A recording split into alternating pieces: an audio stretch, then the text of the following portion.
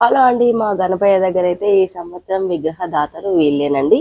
ఈ కుటుంబం వాళ్ళే విగ్రహం అయితే కొని ఇచ్చారు. ఇంకా వాళ్ళ ఇంట్లో కూడా చిన్న బుల్లి వినాయకుడు అయితే వచ్చాడు ఈ సంవత్సరమే. బాబుకైతే మొన్ననే 6 నెలలు మన వరలక్ష్మి వ్రతం రోజే అన్నప్రాసనం కూడా అయిందండి.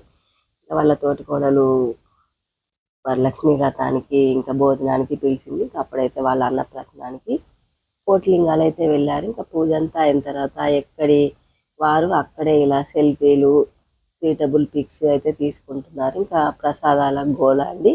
తెచ్చిన ప్రసాదాలన్నీ పంచిపెట్టే కార్యక్రమంలో ఉన్నారు. ఇలా ఉందండి హడావిడి హడావిడిగా అన్నట్టుగా. ఇంకా ఎవరి గోల వారిదే అన్నట్టుగానైతే ఉందండి.